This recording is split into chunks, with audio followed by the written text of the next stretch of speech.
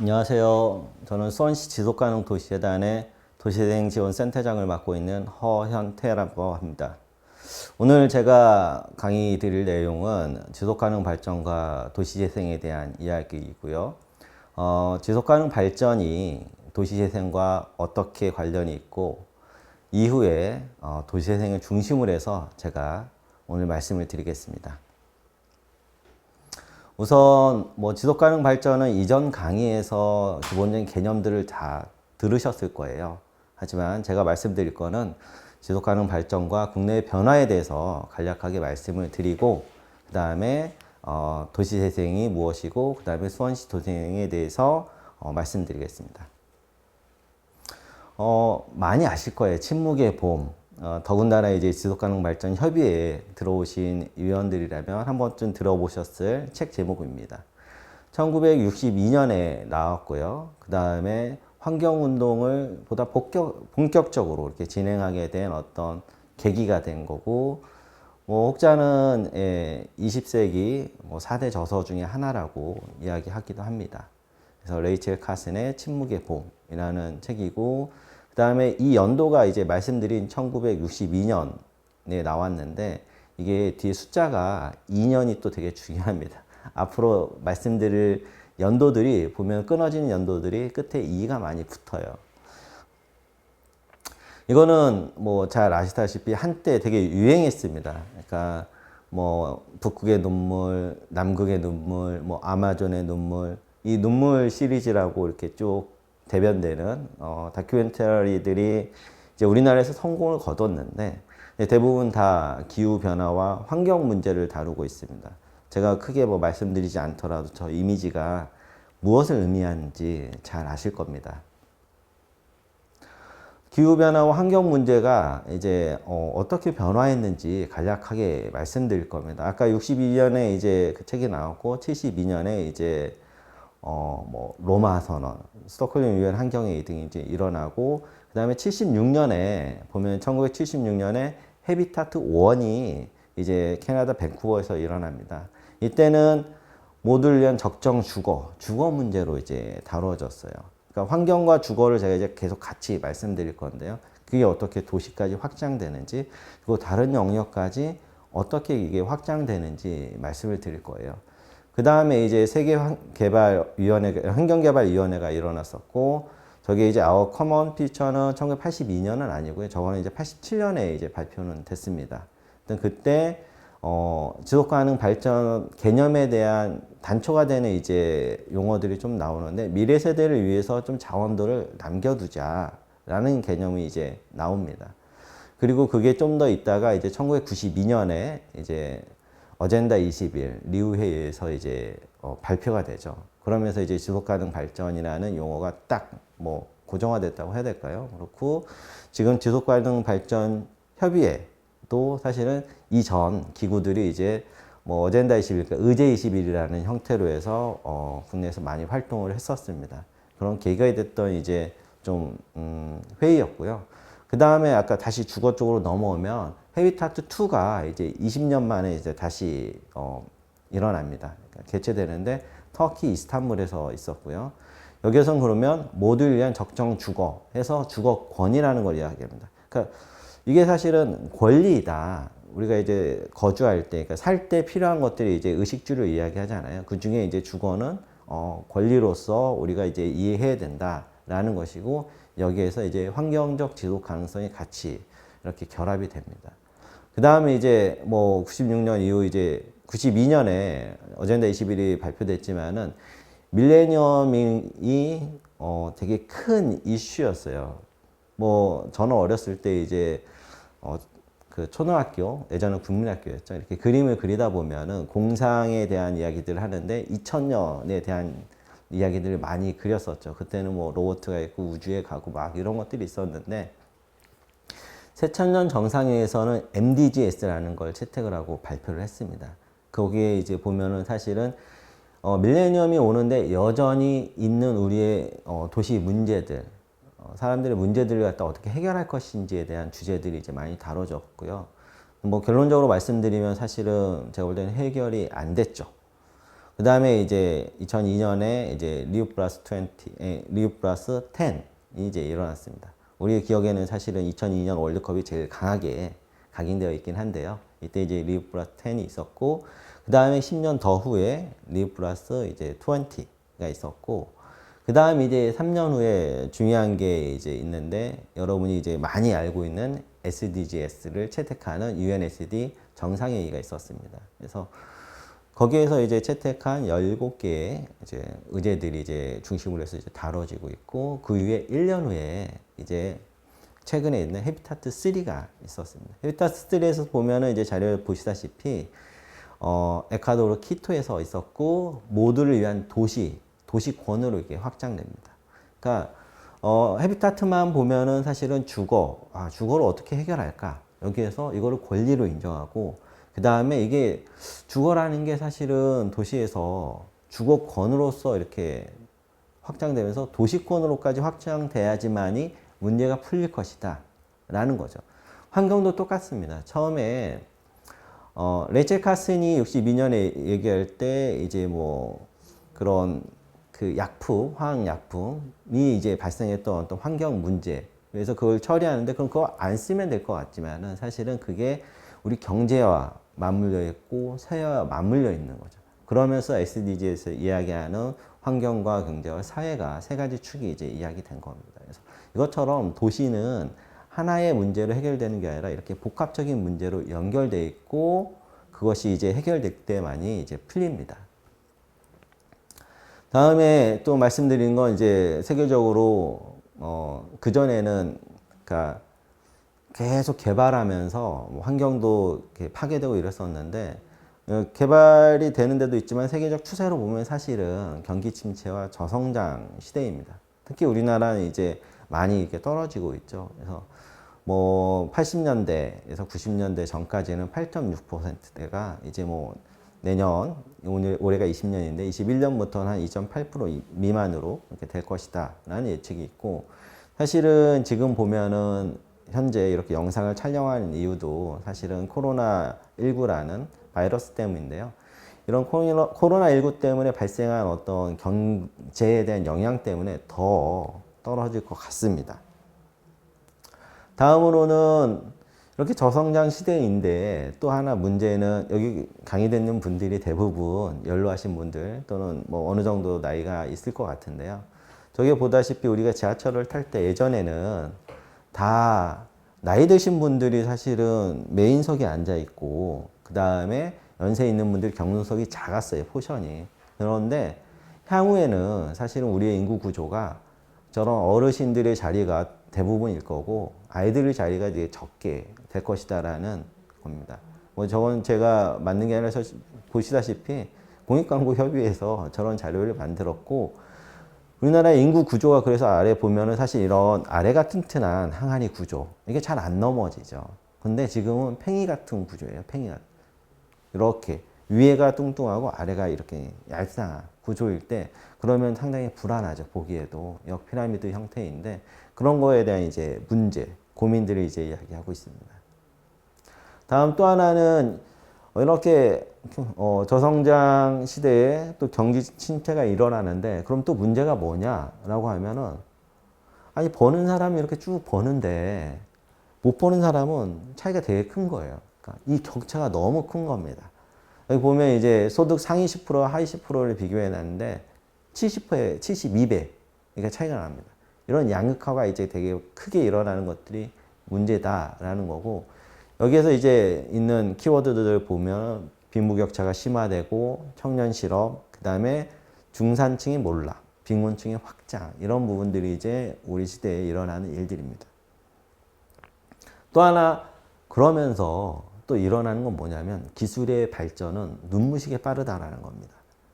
1차 산업, 2차 산업, 3차, 4차, 요즘은 또 뭐 5차, 6차도 막 이야기하는 분들이 계시는데, 이런 산업혁명이 어떤 기술의 발전이 있을 때마다 무엇이 발생했는지를 조금 바라보시면 될 거예요. 첫 번째는 사라지는 직업들이 있습니다. 사라지는 직업들이 있고, 그 직업들에 따라서 사실은 그런 거에 적응하시는 분들은 그냥 우리가 흔히 이야기하는 그런 대로 이렇게 사십니다. 하지만은 거기에 적응하지 못하시는 분들은 이제 좀 어려움을 겪죠.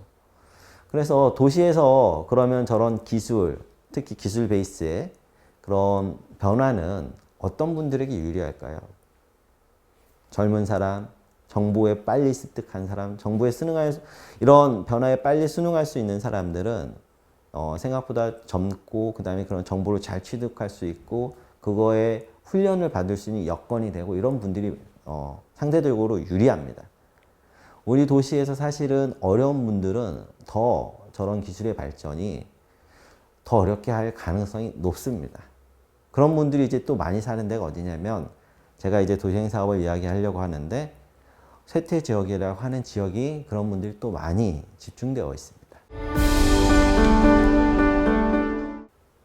이렇게 이제 사실은 뭐 국내 환경 변화에 대해서 좀 말씀을 드렸고요. 도시 재생에 대해서 이제 이야기를 할 때 뭐 전반적인 얘기보다 우리가 이제 지향하는 바가 가장 중요한 것이 무엇이냐면은 주체의 참여와 소통 부분입니다. 그래서 주체가 어떻게 참여해서 도시행 사업을 이끌어 나갈 것인가 라는 부분이 크고요. 그래서 주민이 주도하는 이라는 핵심 키워드 또는 지향을 가지고 사업을 진행합니다.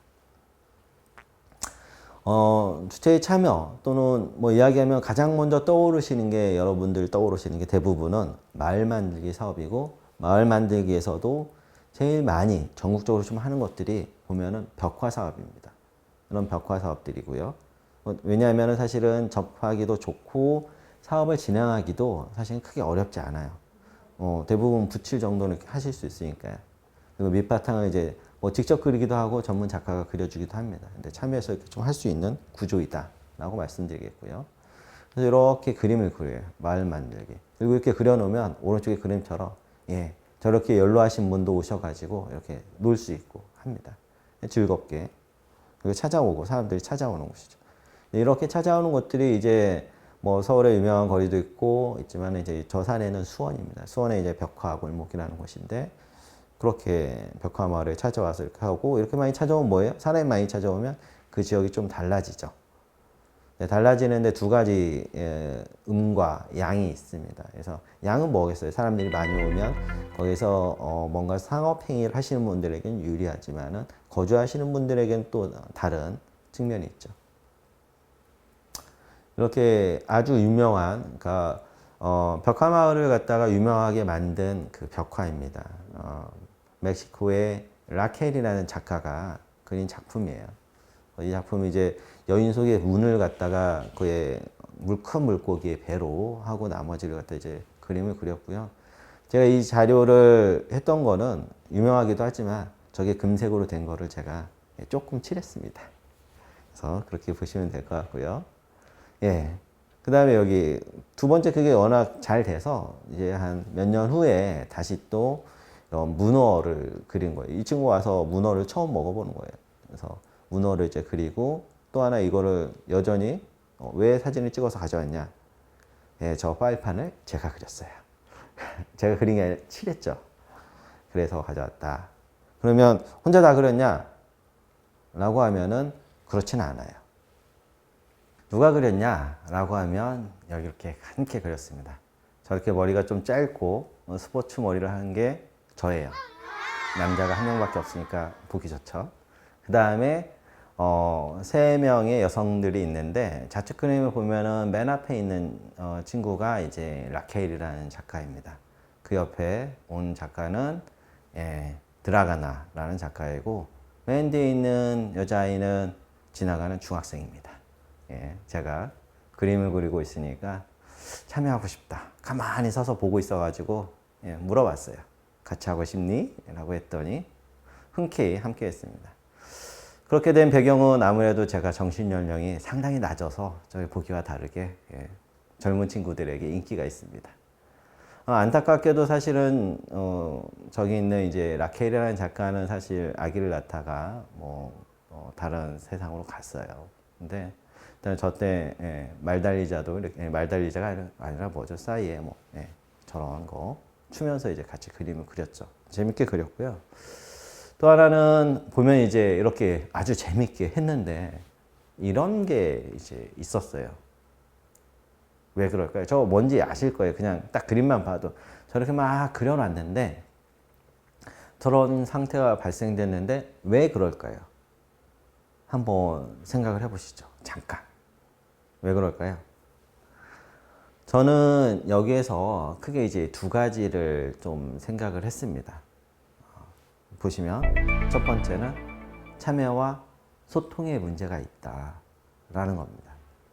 참여 누가 했죠? 아까 이 벽화를 그리는데 누가 했을까요? 제가 그렸죠. 네, 또 누가 그렸어요? 외국에서 온 전문 작가가 했죠. 그 다음에 또 누가 했어요? 네, 지나가는 중학생이 그렸어요. 누가 빠졌죠? 네, 주민이 빠졌어요. 주민은 그러면 그 벽을 사용하도록 이야기를 했겠죠. 그냥 아무데나 이렇게 그리는 건 아니니까. 그럼 벽을 사용하도록 했는데, 그러면 두 번째, 그렇게 허락한 사람이 그럼 나중에 왜 그런 문제가 발생했을까? 네, 소통의 문제다.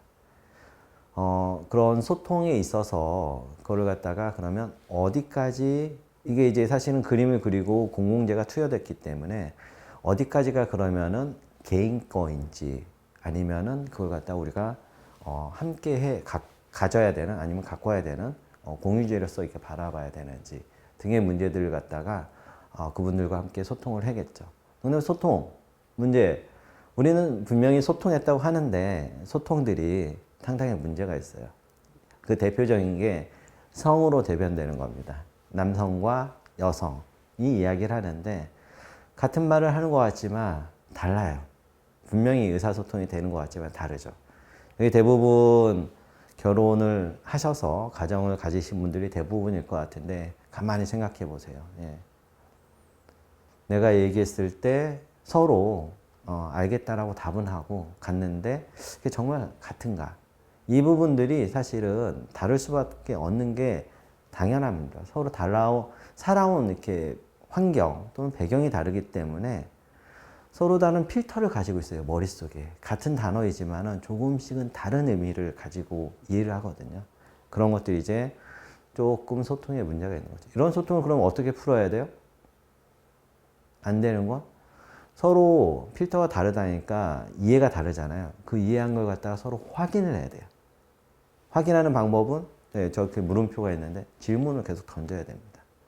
이게 맞는지, 여기까지, 어디까지인지 등등을 좀 던져야 우리가 소통을 좀 더 확실하게 할 수 있습니다. 또 하나, 이제 도시행에서 중요한 게 나와 우리에 대한 겁니다. 뭐 영문을 그냥 미와 위로 했는데 꼭 어디까지 이렇게 볼 것인가. 예. 저게 뭐 큰 의미를 갖지 마세요. 영문에 숫자 이렇게 개수를 맞추려고 했습니다. M과 M이 W I가 들어가는 게 더 맞을 수도 있겠지만 개수를 맞추는데 나라는 범위, 우리라는 범위를 어디까지 잡아야 될까라는 겁니다.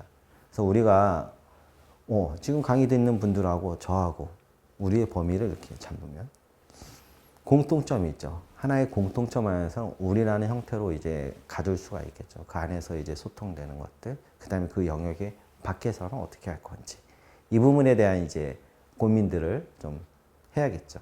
그게 이제 이걸 나누는 게 어떻게 보면은 도시재생에서 출발점에 가깝습니다. 그리고 도시재생 사업에 또 크게 다른 것이 있어요. 마을 만들기 사업과. 근데 여기에 보면 마을 만들기 사업들은 사실은 아주 극단적으로 이야기하면 주민들이 좋은 거, 주민들이 하고 싶은 거 그냥 주민들끼리 하시면 됩니다. 그런데 도시재생사업은 시행자가 누구냐라고 하면 저 오른쪽에 있는 행정이에요. 현재까지는 시행자가. 그리고 그러면 주민들은 뭐냐? 주민들이 이걸 갖다 해달라고 한 것도 있고 그렇잖아요. 의견을 제시하고. 그런데 앞서 남과 여가 다르듯이 이 필터가 다릅니다. 필터가 다르다 보니까 서로 막 이야기하는 게 다를 수밖에 없어요. 쓰는 용어나 그거에 대한 이해나 이런 부분이 다른데 그런 부분을 갖다 이렇게 조율해 주거나 아니면 전달해 주는 역할들을 하는 게 중간 지원 조직이에요. 중간 지원 조직이 제가 이제 있고 이렇게 해서 나와서 말씀을 드리는 거죠. 그래서 중간 지원 조직이 필요하다라는 말씀을 드리겠습니다. 이런 중간 지원 조직을 도시재생 사업에서는 이제 도시재생지원센터라고 표현합니다. 도시재생사업 현장에서는 이제 도시재생 현장지원센터라고 표현하는 그런 중간지원 조직을 운영하고 있습니다. 이렇게 해서 의견들을 막 모아서 마을 계획들을 이렇게 수립하고 하는 과정이고, 주민들이 이제 어떤 마을 계획이 좋다라고 뭐 서로 투표도 하고 하는 과정을 보여드리겠습니다.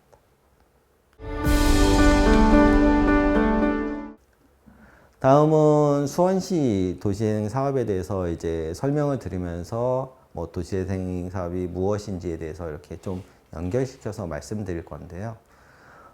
수원시의 도시재생 사업 이야기에 앞서 사실은 수원시가 어떻게 형성됐는지를 이해하시는 게 그 도시재생 사업을 이제 설명하는데 많이 도움이 됩니다. 이해하시는데. 그래서 한번 또 살펴볼게요. 수원의 이제 지도예요. 보면은 뭐 여러분이 많이 알 수 있는 지도. 요즘은 이제 포털에 많이 나오는 지도입니다. 지도에서 보면은 빨간 점은 제가 찍었어요. 3개. 어디 있어요? 맨 위에 있는 게 서울특별시청 위에 점이 찍혀 있죠. 빨간 점이. 거기 어디가 있을까요? 뭐가 있을까요? 네.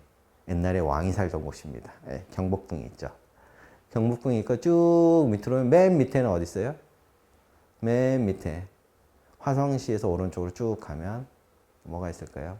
네. 봉다무 옆에 있죠. 윤건능이라는 곳이 있습니다. 윤건능이 있죠. 그리고 그 위에 오면 경기도청하고 수원시 이렇게 있는 글자 위에 빨간 점인데 거기는 수원 화성이 있는 곳입니다. 왜 이걸 말씀드렸을까요? 수원 화성이 이제 만들어지게 된 어떤 배경과 관련이 있죠. 그래서 수원 화성은 여러분이 잘 알다시피 1796년, 그러니까 94년에 이렇게 시작했는데 96년에 완공됐죠. 정조대왕이 만들었던 것이고, 그 다음에 정조대왕의 아버지가 누구냐라고 하면 우리가 그냥 흔히 제일 많이 알고 있는 표현으로 말씀드리면 사도세자라는 분이죠. 그분이 이제 묻혔던 겁니다. 윤건, 네, 지금 묻혀 있는 거죠. 근데 왜 저기 했냐면 저기가 우리나라가 이제 풍수지리를 많이 보는데 좋은 명당 자리죠.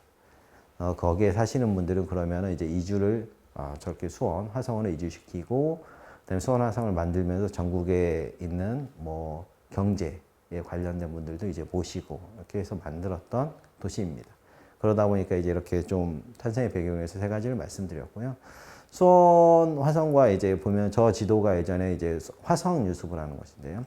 화성, 오산, 수원 이렇게 하나에 묶여 있는 그런 화성 유수부의 모습이고요. 그다음에 이제 수원, 화성, 전도입니다. 여기 보시면은 성곽의 모양을 이렇게 쭉 그려져 있죠. 그래서 성곽의 모양을 보시면 되는데, 보통은 우리가 대부분의 성, 뭐 어떤 왕이 사는 곳들은 북측을 이렇게 면에서 그림을 그립니다. 북측이 면에서 있죠. 근데 수원, 화성, 특히 행궁 같은 경우에는 달라요. 면이 서쪽으로 이렇게 누워 있습니다. 서쪽으로 이렇게 바라보고 있어요.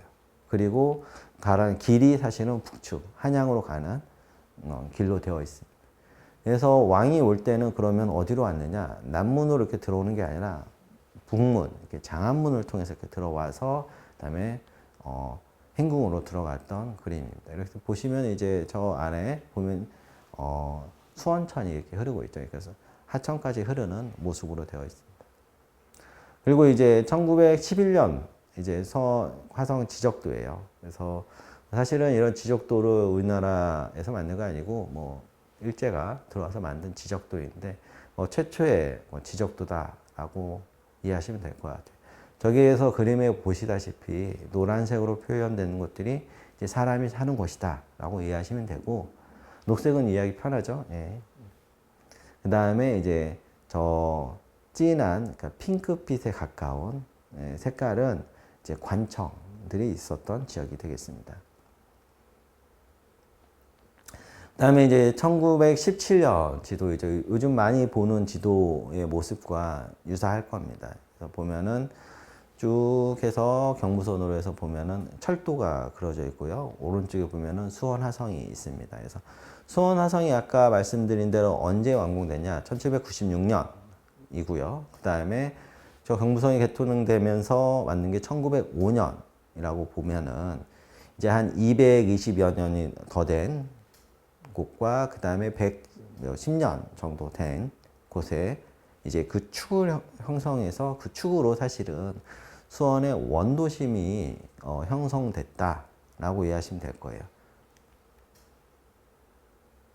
그래서 이렇게 빨간색으로 표현된 곳들이 이제 원도심이다라고 이해하시면 되겠습니다. 그래서 원도심이 왜 중요하냐? 우리가 도시재생을 이야기할 때 도심을 갖다가 다시 이제 기능을 회복하는 거잖아요.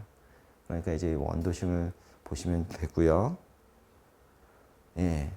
그래서 이렇게 보시면 이제 1957년 수원시 지도인데 쭉 보시면은 그 행궁과 그 다음에 수원역에서 이어지는 그 도로가 있습니다. 그러니까 우리가 도심이라고 하는 곳들은 지금도 마찬가지예요, 여러분. 이렇게 막 부동산 얘기할 때 어디가 막 올라요? 네, 지하철 나오고 뭐 이런 데 오르잖아요. 같은 거예요. 역은 교통이 편리하기 때문에 물류나 이런 데가 좋죠. 사람도 사실은 살기 좋습니다. 이런 지역들이 이제 쭉 해서 몰리는 거예요. 산업이 됐든 상업이 됐든 몰려서 도심을 형성합니다. 도시는 뭐냐라고 하면 사실은 도시잖아요. 도는 권력자가 있었던 곳이고 시는 경제활동이 가능한 시장 기능이 있었던 곳입니다. 그러니까 두 가지가 다 있는 거예요. 그래서 이제 저렇게 수원 화성과 그러니까 행궁하고 수원역을 중심으로 해서 이제 도심이 형성됐다라는 거고요. 당시의 모습들입니다. 수원 같은 경우에는 경기 남부의 중심지였어요. 경제적 중심지. 그래서 예전에 경제적 중심지에서 가장 큰 게 뭐예요? 소 팔아서 뭐 애들 뭐 학교 보냈다 이런 얘기 많이 하시잖아요. 그래서 수원은 사실은 우시장이 크게 있었던 지역이기도 합니다. 경기 남부에서 다 소를 끌고 와가지고 이렇게 하고 여러분 이제 또 들어보셨죠? 뭐예요? 수원갈비. 예. 저런 데서 이제 나오게 된 배경입니다. 그다음에 이제 1960년대 모습이에요. 60년대에 무엇이 가장 크게 달라졌냐라고 하면 사실은 경기도청이 이전하고 그 다음에 삼성전자가 이렇게 딱 들어오는 겁니다. 그 모습이 이제 수원을 갖다가 이렇게 크게 변화시키는 계기 중에 하나이죠. 그리고 이제 70년대 들어와서는 보면 뭐 물론 우리나라 그러니까 수원만의 문제는 아닌데요. 영동고속도로가 개통됐어요. 72년에. 그러면서 사실은 수여선이라는 철도가 있었는데 그거 이제 폐선됩니다. 폐선돼서 그 철길을 통해서 또 이제 발생됐던 그런 쪽들이 이제 또 다른 삶을 이렇게 겪는 거죠. 그리고 뭐 10년 만에 저 삼성전자의 사진은 아까 조그마한 공장 모양들이 10년 만에 크게 확장이 됩니다. 그러면서 사실은 저런 그 산업 기반을 중심으로 해서 산업 시설을 중심으로 해서 주변에 이제 도시가 계속 확장되는 계기가 됩니다. 80년대는 보면 이제 이렇게 도시가 막 성장하고 인구가 늘어나니까 어떻게 해야 돼요? 사람이 살 곳들을 만들어야 되잖아요. 그래서 우리가 흔히 이야기하는 토지구역 정리 사업이나 택지개발 사업들이 이제 본격적으로 조금씩 일어납니다. 일어나는 시기이다라고 보시면 돼요. 그래서 토지구역 정리로 진행된 사업 주거지 지역들을 보면은 어떻게 이해하시면 되냐면은 저층 주거지, 그러니까 한 2, 3층 정도 되는 낮은 주택가 있잖아요. 대신에 도로는 반듯반듯하다라고 하면 뭐 한 10중 8구는 토지구역 정리 사업으로 진행된 곳입니다. 그리고 이제 90년대에 들어와서는 아주 본격적으로 진행되고 있죠. 이거는 뭐 사실은 수원만의 문제는 아닙니다. 대부분의 우리나라 이제 수도권에서 일어나는데요.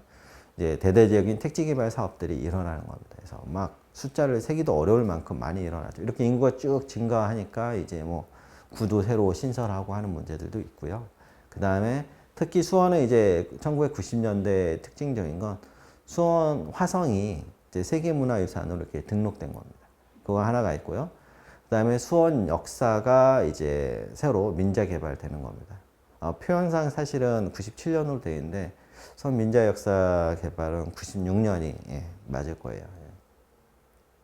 그 다음에 2000년에 들어와서는 이제 거의 지금 수원의 모습과 아주 유사합니다. 아주 유사한데, 뭐, 아시다시피 2002년 월드컵이 있으니까 월드컵 경기장을 중심으로 이제 만들고, 그 그다음에 인구가 계속 확장하니까 구도 이제 뭐 늘어나고 광교, 호매실 이런 지역들이 이제 택지개발 사업들이 이제 승인돼서 거의 현재의 수원 모습과 유사한 형태를 만드는 도시계획도가 되겠습니다. 2010년대 이제 넘어오고 이제 지금은 사실은 2020년대, 2010년대부터 이제 사실 들어오면은 저는 이제 이때의 시기를 뭐 거버넌스의 시기라고 이야기해도 될 것 같아요. 수원 지금 현재 시장님께서 이제 거버넌스, 민관 협치를 강하게 주장을 하셨고 그런 것들이 도시 계획까지 이렇게 파고 들어오는 도시 계획까지 이렇게 좀 적용되는 그런 시기다라고 이해하시면 될 것 같습니다. 그래서 이제 시민계획단을 좀 운영을 했고 당시에 이제 청소년까지 함께 들어와서 도시 기본 계획을 갖다가 함께 다루는 그런 때였다라고 말씀드리겠습니다. 이렇게 수원의 이제 모습을 갖다가 간략하게 말씀드렸는데 그러면 이제 수원시 도시재생 전략에 대해서 말씀을 드리면 이 페이지는 이제 수원의 그러면 변화 모습들을 갖다가 한 페이지를 다시 그린 겁니다. 그래서 방금 지금까지 제가 말씀을 드렸기 때문에 이 부분 좀 넘어가도록 할게요. 그러면 수원이 사실은 어느 정도의 단계에 있느냐, 수원이 그럼 쇠퇴도시냐라고 이야기할 때 쇠퇴도시라고 이야기하기에는 상당히 무리가 있어요. 그러니까 굳이 구분하자면 성장도시에 오히려 가까운데 그 경계가 사실은 쇠퇴 바로 전 단계에 와 있다. 뭐 정도로 사실은 이해하고 그래서 사실 우리가 앞으로의 쇠퇴를 미리 준비해야 된다라는 정도의 말씀을 드리겠습니다. 그래서 물론 쇠퇴한 도심도 있지만은 또 성장한 쪽도 있어서 그래서 전체 파이로 보면은 인구가 이제 계속 이렇게 성장하는데 당시 저걸 만들 때는 이제 2013년 정도 이제 14년 이런 2010년 중반대였는데 지금 2020년대에 들어왔잖아요. 그러니까 뭐 5년 사이에 사실은 수원시 인구 증가가 이렇게 계속 올라가다가 지금 거의 뭐 간당간당합니다. 꺾일까 말까 이런 정도. 그래서 인구 증가율로 표현할 때는 사실은 이제 꺾였어요.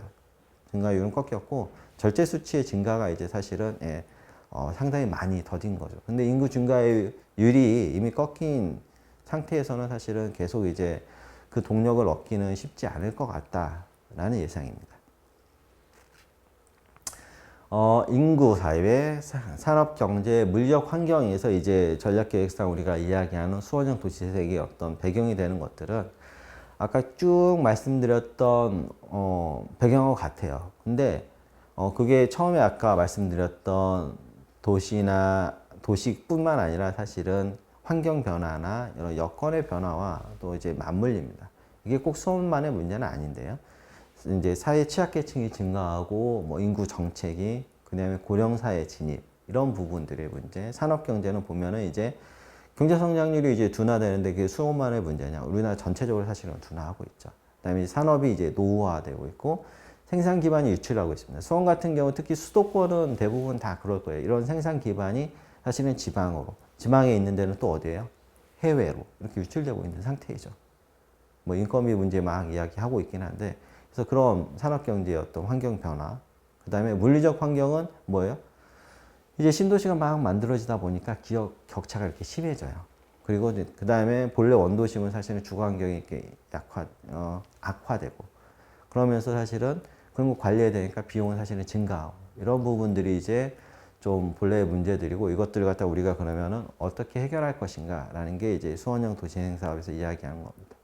여기에서 사용했던 창조 계층의 유입, 그 다음에 공동체 강화, 성장 동력 확충, 그 다음에 문화자원, 문화자원은 사실 역사문화자원이 있는 곳도 있고 없는 곳도 있는데 수원 같은 경우에 있습니다. 그래서 이제 역사문화자원을 활용하겠다. 그 다음에 이렇게 대규모로만 하기가 어려워서 이제 소규모 정비들을 좀 지원한 형태들로 이야기하겠다. 근데 이렇게 말씀드린 것들이 사실은 전국의 대부분 도시들이 좀 유사한 측면이 있어요. 그래서 지역자산 인프라 활용인데 지역자산이 그럼 있는 것들이 좀 다릅니다. 조금 다르고요. 거기에 특히 제일 중요한 건 사람이 좀 다르죠. 그래서 이렇게 크게 좀 방향은 잡더라도 실제 활성화하는 데 있어서 드러나는 모습들은 조금씩 다르다라고 이해하시면 될 것 같아요. 그래서 이런 크게 이야기하는 거는 상당히 유사하다. 이것도 이해하시면 되고요. 그래서 수원은 이제 수원 뭐 르네상스 재생으로 소통하고 공유하며 성장하는 뭐 휴먼시티 수원을 만들겠다. 휴먼시티 수원은 이제 휴먼시티는 지금 수원시가 민선 5기 때부터 가지고 가는 그 도시 브랜드입니다. 그래서 첫 번째 전략이 이제 원도심 활력을 증진하겠다. 그 다음에 기존 시까지와 신시가지의 조화를 이루겠다라는 거고, 그 다음에 주민 중심의 마을 르네상스를 구축하겠다라는 게 이제 크게 세 가지 전략으로 가고 있습니다. 그러면 도시재생 전략계에서 가장 중요한 것 중에 하나, 그러니까 뭐 우리가 흔히 얘기하는 뭐 안고, 뭐 핵심, 이런 에센스, 이런 부분들인데, 이게 무엇이냐면 사실은 활성화 지역을 지정하는 겁니다. 그러니까 도시재생 사업을 어디를 할 것인가를 지정하는 게 활성화 지역이에요. 그래서 그런 활성화 지역을 어떻게 그러면 우리가 지정했는지에 대한 겁니다. 그래서 총 6단계로 거쳤고요. 이제 앞에 3단계는 보면은 법에서 이야기하고 있는 세태 기준을 중심으로 해서 이렇게 살펴봤고, 뒤에 이제 4단계는, 3단계는 이제 수원시 여건에 맞춰서 이제 그 부분을 다시 또 조정해서 바라보는 겁니다. 그래서 총 이제 6지역을 갖다가 선정을 했습니다. 그 다음에 각각의 특성들을 살펴보면은, 아까 이제 말씀드렸죠. 수원에, 그래서 제가 수원의 역사를 말씀드렸던 거 보면은, 수원, 그러니까 행궁, 경기도청, 수원역, 이렇게 쭉 있죠. 그게 아까 뭐예요? 수원의 가장 큰 원도심의 축입니다. 그래서 이 축이고요. 이 축을 중심으로 해서 사실은 도시가 조금씩 확장하고, 수원화성의 조금 밖에, 안에, 이런 이야기입니다. 그래서 보면은 첫 번째가 행궁동, 그 다음에 경기도청 주변. 경기도청 주변 같은 경우에 이제 경기도청이 사실은 1967년에 이제 이전해 왔잖아요, 수원으로. 근데 수원 안에서 또 다른 지역을 이전하는 과제가 있습니다. 숙제가 있습니다. 그래서 이전할 거예요.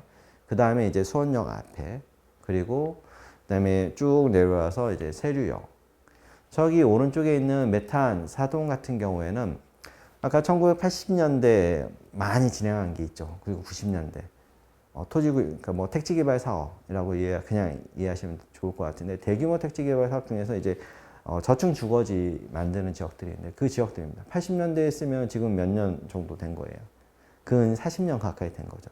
40년 가까이 된 지역들에 대한 어떻게 그러면 우리가 또 이 지역을 바꿀 것인가, 이런 고민들이 있어서 이제 이렇게 좀 만들어 봤습니다. 그래서 그게 행궁동 역사문화, 그 다음에 그 경기도청 지역 주민들은 보면은 이제 원도심 활성화, 그 다음에 뭐 연무동 같은 경우에는 바로 그 수원 화성인데, 수원 화성의 바로 면에서 성 밖에 바로 있는 데가 이제 연무동입니다. 그러니까 그 지역들도 이제 상당히 쇠퇴했었는데요. 근데 반대로 성 안에서 보는 경관과 밖에서 보는 경관이 많이 달라요.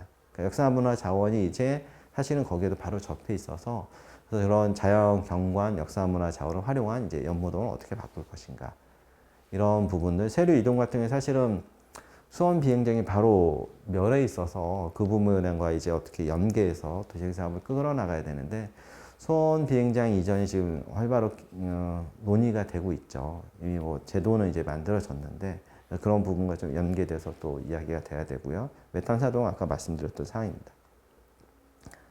그래서 지금 보면은 총 사업지는 5개가 있고요. 그다음에 영화동 소규모 재생 사업 같은 경우 이제 작년에 끝났습니다. 그래서 이제 이렇게 사업 대상지들이 있다라는 걸 이해하시면 될 것 같고요. 그래서 이제 재생 사업에 대해서는 간략하게 좀 말씀을 드릴게요. 제가 이 사업 현장 하나하나마다 말씀을 드리면 시간을 따로 하나씩 이렇게 잡으셔야 돼요. 그래서 혹시 기회가 되거나 아니면 도시재생에 대해서 좀 더 관심이 있다라고 하시면 따로 수원에 한번 방문해 주십시오. 첫 번째가 행궁동이에요. 행궁동은 이제 2016년에 선정됐어요. 선정되면서 사업이 시작됐습니다. 그러니까 2015년에 제안해서 발표를 16년에 했는데 16년부터 사업이 진행된 거고, 이게 5년 사업이에요. 그래서 올해 마무리되는 사업이다라고 이해하시면 될 것 같고, 수원화성에서 그 정조로를 기점으로 해서 이제 우측인데요. 정조로가 보면은 사실은 장안문에서 이제 남문까지 쭉 이어지는 길입니다. 물론 당시에 왕이 왔던 길하고 지금 현대의 길하고 맞진 않는데 왕이 출입했던 길에서 이제 오른쪽에 땅이다라고 이해하시면 될 것 같고요. 수원화성은 아까 뭐 했어요? 도심은 뭐가 있어야 되죠? 예, 관청도 있지만 사실은 또 시장이 있습니다. 그러다 보니까 수원의 중심지이다 보니까 이제 여기 시장이 오려면 사람들이 많이 접근이 편해야 되죠. 그때부터 이렇게 접근해 했던 노선이 47개 버스 노선이 이쪽으로 집중되어 있어요.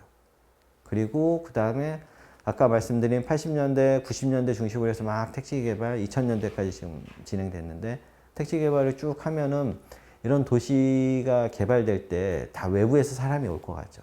그렇지 않습니다. 예. 원래 살던 지역에서 이전하는 인구들이 상당히 많아요. 그래서 원도심의 인구가 이제 또 밖으로 이전되는 그런 상황들이 이제 있었습니다.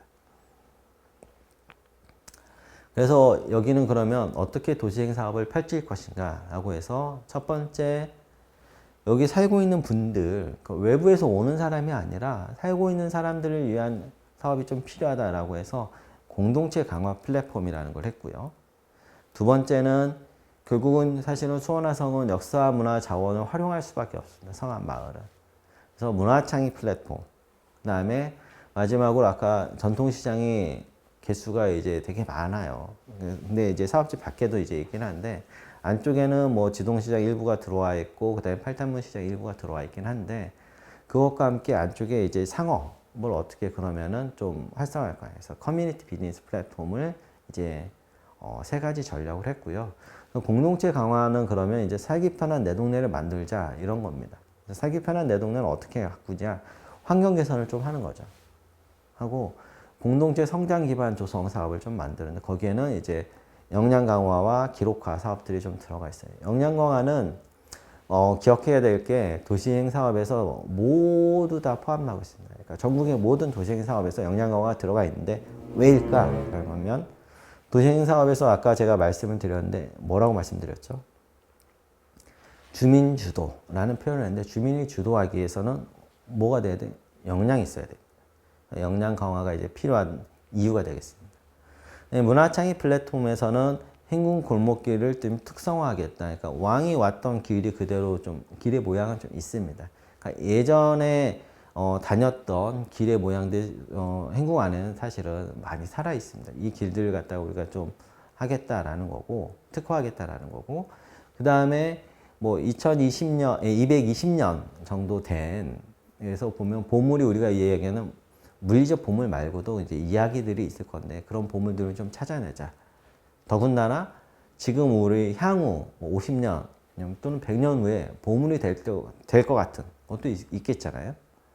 저는 뭐 그때 살지는 않겠지만 그 시대에 사는 사람들이 보물이라고 이야기하는 또는 표현하는 것들이 있을 것 같은데 그거 우리가 한번 좀 선정해보자 라는 사업입니다. 그래서 행궁동 보물찾기 사업이라는 게 있고 행궁동 도시행 거점센터 조성인데 이제 도시행 사업을 하면서 주민들이 커뮤니티 활동을 하면서 모일 수 있는 공간 또는 프로그램을 할 수 있는 공간들을 이제 만드는 것이다 라고 이해하시면 될 것 같고요. 그 안에서는 이제 문화를 중심으로 해서 프로그램들이 이제 구성돼서 운영되는 프로그램 사업들이 구성되어 있습니다. 커뮤니티 비즈니스 플랫폼은 이제 흥궁 어울림 장터를 조성하는 건데, 그러니까 수원천에는 버드나무가 유난히 많습니다. 그러니까 대부분 다 버드나무로 이렇게 심어져 있는데, 그걸 이제 특화해서 수원천 버들마켓을 운영하는 거고, 이 버들마켓은 사실은 플리마켓 형태이긴 한데, 주민들이 우선권은 주민들이 이제 하고 싶은 분들이 이제 하고, 관내 어떤 사회적 경제 주체, 더 나아가서는 경기도까지 사실은 참여해서 진행하는 것으로 이제 했습니다. 그다음에 이제 행군 상인 활동 지원 사업에서 상인들의 활동을 갖다 지원하는 사업이 들어가 있고요. 그다음에 공유경제 공장은 이런 하나의 거점들을 갖다가 공간을 공유하거나 아니면은 아까 말씀드린 대로 상인분들도 이제 좀 차이가 있을 거 아니에요. 여기서 뭐 30년, 40년 장사하신 분들도 있는데 이런 청년 창업자도 있을 수 있죠. 그런 어떤 지식을 공유한다든가 하는 또는 경험을 공유한다든가 하는 그런 사업들로 이제 구성되어 있습니다. 이렇게 말씀드린 사항들을 갖다 이제 우리가 흔히 얘기하는 마스터 플랜의 개념인데요. 마스터 플랜에서 이제 이런 반쪽에 이렇게 쭉 표현한 겁니다. 그래서 길들의 이름들을 보면 이제 뭐 태제공이나 뭐 무사 백동수나 뭐 정조나 뭐 이런 길들로 이제 이름들이 좀 따서 진행한 것도 있고요. 그래서 좀 이거는 제가 지금까지 말씀드린 것들이 이제 지도에다 이렇게 뿌린 사항들이니까 이렇게 이해하시면 될 것 같고, 보물찾기나 길은 사실은 성 안에서 다른 지역과 사실은 연동해서 할 수밖에 없습니다. 그래서 그런 부분들이 이제 일부 좀 들어가 있다. 근데 이제 도시행 사업에서는 사실은 하드웨어 자체는 사업 경계를 벗어나서 쓸 수는 없어서요. 그래서 프로그램 사업 같은 경우는 그렇게 좀 유도를 하고 있다라고 이해하시면 될 것 같아요. 경기도청 주변 도시재생 사업입니다. 그래서 경기도청은 사실은 경기도청을 중심으로 해서 이렇게 손가락을 이렇게 펴면 가위자를 모양을 하면은 사실은 그 사이트의 모양인데요. 수원, 그러니까 행궁동 같은 경우에 면적이 이제 한 78만 제곱미터인데, 이때는 이제 조금 17년에 선정한 거잖아요. 그러다 보니까 면적을 좀 줄였어요. 그러니까 사업이 좀 면적이 너무 넓어서 또 사업이 힘들다는 이야기들이 있어서 경기도에서 이제 면적을 좀 줄여서 진행을 했는데, 41만 2천, 그러니까 그건 한 42만 제곱미터 면적이고, 유형은 똑같습니다. 이제 일반 근린형에다가 예산 규모는 거의 이제 100억 정도로 해서 이제 유사하게 진행이 됐고, 그래서 이 사이트를 보면 이제 수원을 아시는 분들은 이해하실 수 있겠지만은 대부분 과천 시민일 테니까 모르실 거예요. 고등동 이렇게 가위피 X조로 이렇게 돼서 가위 모양에서 한쪽 손가락은 사실은 경기도 의회 이렇게 표현된 쪽이 고등동 지역인데, 이쪽들은 대부분 주거 지역입니다. 네, 반대로 사실은 향교로 이렇게 표현되어 있는 매산로라고 이렇게 되어 있는 쪽은 사실은 상업 지역으로 이렇게 묶여 있어요. 그래서 이해하실 때 경기도청이 있고, 그 다음에 매산로 저 위에 인근에 사실 글자로 표현된 인근에 보시면은 예전에 구 이제 수원 시청 청사도 있었고요. 그러니까 여기도 대고 보면은 행정이 이렇게 쭉 몰려 있던 지역이에요. 관청이. 관청이 있으면 뭐가 있죠? 뭐가 있을까요? 관련된 상업이 있죠. 관청에서 제일 많이 하는 게 뭐예요? 우리 허가 관련된 시설들도 이제, 그래서 뭐 허가에 관련된 것들. 또 하나는 또 뭐가 있죠?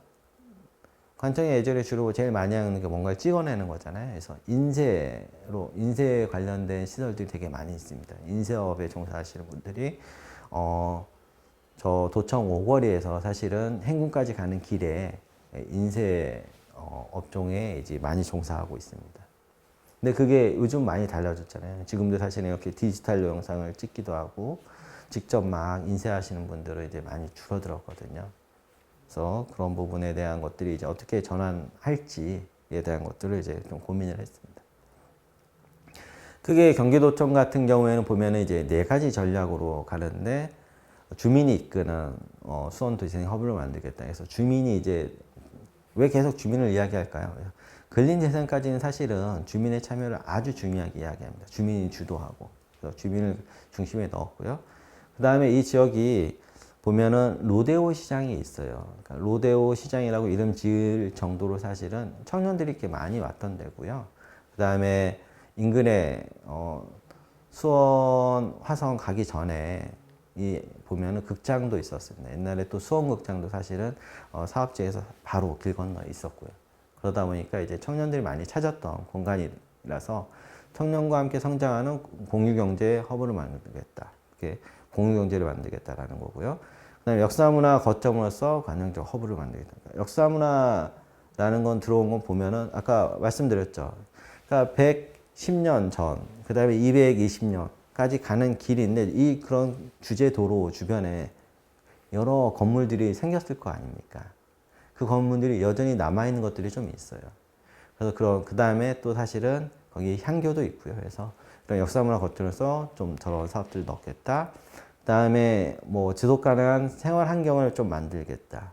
그러니까 이제 뭐 주거 지역들도 있는데 그렇게 해서 좀 구성되어 있는데, 주민이 이끄는 수원 도시재생의 허브로서 말씀드린 거는 이제 주민 역량 강화, 이건 이제 다 들어간다고 말씀드렸잖아요. 주민협재 구축하고 공동체 사업을 하겠다. 그 다음에 이제 청년과 성장, 함께 성장한 공유경제 허브 부분들, 그러니까 공유적 시장경제 개념이 사실은 좀 더 강조된 게 이제 경기도형 도시재생 사업의 특징인데요. 365 활력발전소, 각각 시장이 있는데 이 시장의 로데오 상권이 한때는 막 50% 넘게 공실률이 있었어요. 그래서 이런 데가 이제 365일 활력이 있었으면 좋겠다 해서 365 활력발전소를 조성해서 운영하겠다. 뭐 사회적 경제 조직을 갖다 좀 더 만들겠다. 청년 특구 사업과 좀 연계해서 청년 활력 랩을 갖다 여기서 작동시키겠다라는 부분들. 그 다음에 이제 역사 문화 거점 부분하고 그 다음에 뭐 지속 가능한 생활 환경 부분하고 이제 연계해서는 안전한 마을 환경 조성, 그 다음에 뭐 수원 역사 마을 조성하는 사업들을 갖다가 구성해서 했습니다. 이 지역이 사실은 팔달산을 중심으로 해서 면에 있는 게 행궁이 좀 면에 있고요. 그러니까 수원 하성이 이렇게 면에 있고 그 다음에 바로 길 밖에 그러니까 성 밖으로 해서 좀 더 내려오면 사실은 팔달산에 붙어서 이 해당 대상 지역이 묶여 있어서 팔달산 오름길을 뭐 만들겠다 이런 사업들로 구성되었습니다. 지금 이제 말씀드린 사항들이 이제 뭐 사업과 그 다음에 마스터 플랜을 갖다가 좀 참고하시면 되겠습니다. 그 다음에 아까 했듯이 뭐 사실은 제가 행궁은 이렇게 손으로 보면은 이런 모양이에요. 보재기. 기억하실지 모르겠지만. 그럼 뭐예요? 예, 당연히 경기도청 주변은 가위. 이건 뭡니까? 주먹이죠. 예, 얼굴을 이렇게 딱 때리는 건 아니고요. 수원역을 갖다 이렇게 때린다고 생각하고 주먹을 딱 놓으면은 주먹 모양이에요. 제가 이 수원시 도쟁이 사업을 갖다 설명하면서 어떻게 설명하면 좋을까 하다가 가위바위보를 했는데 지금은 이제 5개라서 좀 넘어가긴 했습니다. 그렇게 해서 이제 그 도시행 뉴딜 사업으로 신청해서 선정됐고 여기는 중심 시가지입니다. 수원역이 왜 중심 시가지일까요? 거의 사실은 경제 기반형에 가까운 중심 시가지이에요. 수원역은 1유동 인구가 30만 명이 넘습니다. 하루에요. 뭐 일주일이 아니라 하루에 그 정도까지 오고 사실은 KTX 역사가 이제 여기 이제 뭐 탈수가 있고요. 그 다음에 뭐 분당선이나 그 다음에 수인선이 이제 최근에 다시 재개통됐죠. 이렇게 인프라가 딱 집약된 곳입니다. 그러다 보니까 사실은 유동인구가 많은데 그에 비해서 사실은 중심 시가지임에도 불구하고 그 기능에 비해서 사실은 상당히 좀 낮게 형성되어 있다. 그러니까 제 역할, 쉽게 얘기하면 도심지의 제 역할을 못하고 있다라는 게 이제 핵심이고요. 방금 말씀드린 그런 여러 인프라들이 이제 거기에 저기 들어왔는데 그 인프라가 어디로 가느냐라고 하면 수원역 아까 1996년에 이제 민자역사로 들어왔죠. 그 다음에 반대편에 뭐 그냥 말씀드리면 롯데몰이 크게 들어왔죠. 백화점에 몰이 쭉 들어왔죠. 그 다음에 또 이번에 하고 있는 KCC 몰 이런 것들은 뭐예요? 대형 유통 자본들이잖아요. 뭐 저 앞에서 장사하시는 분들 지금 4개 전통시장이 있는데 뭐 사실은 규모 면에서 이렇게 체급이 완전 다르죠. 그래서 경쟁이 안 되기 때문에 상대적으로 사실은 저쪽에 대한 어떤 배려 또는 사업들이 좀 필요하다라는 겁니다. 그래서 이제 상상 플랫폼, 그러니까 앞서 말씀드린 대로 이제 3가지 형태로 이제 좀 사업을 했어요. 처음에 제안할 때는 4가지 전략이었는데요. 활성화 계획을 최종 이제 하면서 이제 3가지로 좀 줄었습니다. 그러니까 좀 집약을 시켰는데 첫 번째가 젊음이 끌어들이기입니다. 젊은 사람들이 끌어들인 건데 이게 조금 아이러니한 게 여기에 젊은 사람이 되게 많아요. 어떻게 보면은 수원역이 좀 한번 아시는 분들은 젊은 사람이 많은 건데 특히 밤, 유흥 게 많습니다. 그러니까 여기 와서 그냥 소비하는 사람만 많은 거예요. 근데 생산하는 사람들은 거의 없습니다. 그래서 좀 이쪽을 갖다가 청년 인큐베이션 센터처럼 만들어서 좀 생산할 수 있는 창조 계층을 갖다가 이쪽을 좀 유입시키자라는 겁니다. 소비가 아니라 생산의 거점으로 좀 바꿔보는 그런 형태의 사업들이 들어가 있다라고 이해하시면 될 것 같고요. 두 번째는 활력업 끌어올리기인데 동부 역세권, 수원역을 중심으로 해서 서부 역세권에 대항해서 사실은 동부 역세권의 상권을 좀 살려보자라는 거예요. 4개의 상권 이제 전통시장이 있다고 말씀드렸는데 그래서 골목 상권을 좀 활성화하는 그런 사업들이 좀 들어가 있다라고 이해하시면 될 것 같습니다. 그래서 뭐 골목 마켓을 운영한다든가 이런 사업들이 좀 구성되어 있고요. 그 다음에 이제 연결, to 이제 끌어당기기입니다. 그래서 수원역을 중심으로 해서 사실은 이쪽에 동부 역세권과 이렇게 큰 대로로 이제 단절이 되어 있어요. 가기 위해서는 뭐 위로 가거나 또는 뭐예요? 밑으로 가거나 두 가지 방법밖에 없죠. 이런 부분들이 있는데 일단은 사실은 위로 올라가서 연결하는 것들을 갖다가 제안을 했는데 그 제안은 안 받아들여지지 않았어요. 그래서 현재 상태에서 이제 보면은 저쪽으로 이제 넘어오는 분들이 사실은 테마거리 중심으로 해서 사실은 상권이 많이 좀 활성화되어 있습니다. 수원역, 그러니까 사업 대상지 아래서도 사실 또 차이가 있어요. 그리고 그 다음에 아래쪽으로 역전시장이나 매산 상권으로 이제 시장으로 이렇게 조금 더 연계를 강화하자. 그 안에서 연결 강화도 이제 말씀을 드리겠고요. 그 다음에 있는 이런 전통시장들이 가장 이야기하는 게 보면은 주차에 대한 문제인데 공유주차장 시설을 좀 조성해서 이런 부분을 갖다 좀 활용해보자 라는 사업들로 좀 구성되어 있습니다. 그 다음에 이제 그 작년에 선정돼서 올해부터 사업을 시행하고 있는 두 곳이 있는데 첫 번째가 이제 연무동입니다.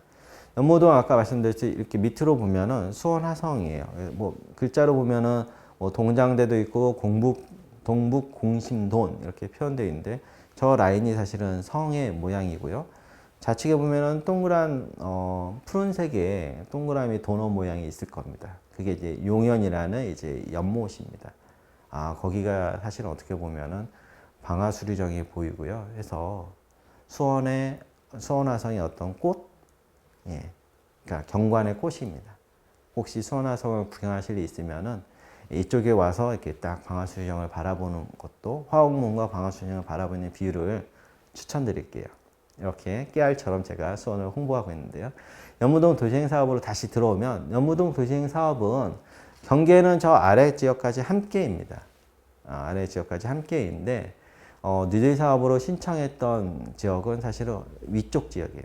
위쪽 지역인데 그 이유는 뭐냐면 사실은 아래 지역을 면에서 그 녹색으로 지금 표현되어 있는데 저 부분을 갖다가 이제 사실은 원래 집들이 되게 많았던 지역이에요. 그 집들을 갖다가 시에서 매입을 하고 그 밑을 갖다 주차장을 공용 주차장을 이제 마련을 했습니다. 큰 인프라를 좀 마련을 했고요. 그러다 보니까 저쪽에 민간에서 저렇게 막 땡그랑 이렇게 표현된 것들이 좀 있는데요. 이제 민간에서 사실은 자율적으로 집을 막 새로 짓는 것들이 많아요. 그래서 저 아래쪽은 사실은 일부 시에서 일부 지원만 한다면은 민간에서 자율적으로 좀 바뀌겠구나 라는 생각을 해서 저 밑에 지역보다는 저 상측, 위, 저 길이 뭐냐면 사실 1번 국도인데요. 1번 국도 위쪽에 사업을 갖다 제안을 했고 이 지역은 뭐냐면은 어르신들이 좀 많이 살아요. 뭐 제 기억이 맞는 20.8%인가? 예. 하여튼 20%가 좀 넘습니다. 넘는 이제 어르신들이 있고 저 위쪽에 보면은 보훈원이 있어요. 그러니까 사실 이 사업 경계 밖에 또 사실은 보면은 보훈과 관련된 그 뭐 주거지들도 있고 그래가지고 그런 분들이 좀 많이 살고 있습니다. 그래서 이런 개념을 저희가 좀 넣어서 커뮤니티 케어 개념을 좀 상당 부분 좀 집어넣고요. 또 그와 연계해서 스마트 시티를 함께 제안을 해서 스마트 시티형 뭐 도시행 사업 또는 커뮤니티형 도시행 사업 이렇게 두 개가 좀 메인 개념으로 좀 많이 들어와 있다라고 이해하시면 될 것 같고 그래서 이제 넣었던 게 첫 번째 연무할 거점 공간 조성 이런 부분에는 보면은 건강생활센터라는 게 있어요. 그래서 건강생활지원센터가 이제 들어와서 그런 지역사회 통합들 부분을 갖다 상당 부분 이제 맡아서 하는 사업들이 좀 들어가 있고요.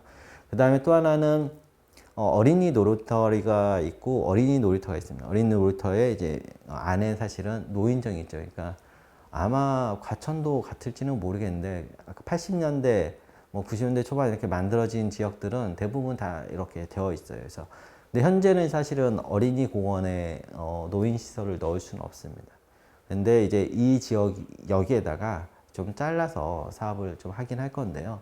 이제 세대 통합 어울린 공간을 조성해서 이제 사업들을 갖다 진행할 거고요. 그다음에 이 사업은 아까 다른 사업하고 다르게 이제 그러니까 행궁동과 경기도청은 근린 일반이라는 사업 유형이고요. 그다음에 수원역 앞에는 사실은 중심시가 지역입니다. 이 지역 같은 경우에는 주거지 지원형이라는 사업으로 이제 구성돼서 진행할 거고요. 하고 있고요. 주거지 지원형이다 보니까 주거 환경 개선을 갖다가 중심으로 한 사업들이 이제 상당 부분 배치됐어요. 그래서 노후 주거지 정비 사업이나 뭐 공공 리모델링 사업들을 갖다 연계해서 이제 사업들을 진행할 겁니다. 그다음에 이제 생활 인프라 개선 사업들이 있는데 안심마을 조성 사업들이 이제 좀 들어가 있다라고 이해하시면 될 것 같습니다. 공동체 활성화 사업은 대부분 다 들어가 있어요. 이부 사업들은. 그래서 아까 말씀드린 데 주민 공모 사업이나 주민 역량 강화 사업은 전국의 모든 곳이 사실은 들어가 있다라고 보시면 될 것 같고, 이 지역의 약간 특징적인 사업들은 커뮤니티 케어와 스마트 시티 부분이 이제 들어가 있는 게 크게 다른 점이다라고 이해하시면 되고, 이 부분에 대해서 자세히 알고 싶으면 별도로 또 말씀을 주세요. 다음 마지막으로 말씀드릴 곳은 이제 세류 이동입니다. 세류 이동은 이제 비행장과 바로 면에 있는 지역인데요. 이제 뭐 이 해당 지역이 바로 비행장하고 면에 있다는 것은 아닙니다. 사업 지역에서 이제 좀 더 바로 가면은 이제 비행장하고 면에 있는 지역이다라고 이해하시면 되는데, 이 지도에서는 보면은 좌측에 표현되지 않은 지역이 사실은 이제 비행장이다라고 이해하시면 좋겠습니다. 이렇게 되는 건데, 여기 보면 제목이 마을 만들기 10년 함께 가는 동행마을 세류 이동이라는 표현이 이제 되어 있는데요. 왜 그러냐? 이렇게 이 지역을 갖다가 원주민도 이제 상당히 많이 살고 있는 지역이에요. 이렇게 지금 보면 지도가 조금 반듯반듯한 데도 있고 길이 약간 삐뚤빼뚤한 지역도 있잖아요. 그래서 제가 아까 말씀드렸죠. 반듯반듯한 데는 뭐예요? 뭔가 이제 인위적으로 사실은 손이 간 곳입니다. 그런 것들 갖다 우리가 토지구역 정리 사업이나 택지개발 사업이라고 표현하는 건데, 하고 일정 정도 이제 저런 곡선이나 삐뚤빼뚤한 데들은 이제 손이 이제 안 간 가능성이 높아요. 그래서 그렇게 이해하시면 되는데, 그런 게 이제 혼재되어 있는 곳이다라고 이해하시면 될 것 같고요. 이렇게 그럼 원주민이 많으면 무엇을 해요? 이렇게 그리고 그 다음에 막 옆에 비행소음도 많은데, 원주민이 많고 이렇게 문제가 많은 데는 뭐가 잘 되냐면, 뭐 아이러니하게도 마을 만들기가 잘 됩니다. 그러니까 사람은 문제가 있을 때 문제를 피하기도 하는데 해당 문제에 적극적으로 막 싸우기도 해요. 그래서 우리의 문제를 갖다 어떻게 하면 해결하고 살 수 있을까? 이런 게 이제 마을 만들기 10년 함께하는 동행마을 세류 이동이에요. 마을 만들기 하실은 이제 마을 만들기 협의회장님이 지금 주민협의체 회장님으로 이제 들어와 있어요. 이분도 되게 오랫동안 사실은 마을 만들기를 하신 분인데 그렇게 들어와 있고, 그래서 첫 번째가 이웃이 가족처럼 해서 이제 지내자라는 건데, 여기 보면 모두 거점들이 다 대부분 이제 재생사업마다 들어와 있는데, 여기에도 이제 거점이 하나 들어와 있고요. 그래서 세류 동행 거점센터를 조성하고, 그 거점센터에는 이제 뭐 마을 만들기 그 마을 동행 프로그램이나 아니면은 이제 그 다목적 체육관이나 이런 시설과 소프트웨어인데, 체육 공간으로 이제 문화 시설, 그 다음에 주차장, 공용 주차장들이 이제 들어가고, 프로그램으로 보면은 뭐 다문화 동아리나 뭐 모두의 주방이나 이런 사업들이 이제 상당 부분 들어와서 운영됩니다. 해당 땅은 사실은 현재 사실 공용 주차장으로 활용되고 있는데, 이거를 갖다 일부 땅을 좀 더 매입해서 복합으로 개발하는 형태의 사업 형태다라고 이해하시면 되겠고요. 이 사업은 이제 근린 사업이에요. 그래서 보면은 사업 이렇게 쭉 위로 보면 살짝 대각선 위로 되어 있는 3-2로 되어 있는 형태의 길이과 3-2로 이렇게, 그러니까 지도에서 보면은 3-2로 표현되어 있는 길이 사실은 상업시설들이 상당히 이제 조금 있습니다. 그러니까 장사하시는 분들이 좀 있는데, 그래서 목표 2가 이제 가게가 친구처럼 이라는 사업이고요. 세류 골목 상권 활력 프로젝트를 하겠다는 거고, 그래서 땅의 일부 이제 지금 매입을 하고, 그 다음에 거기다 만들 건데요. 골목 상권 교류센터를 만들고 거기에서 이제 상인들이 갖다가 좀 집중적으로 지원하겠다.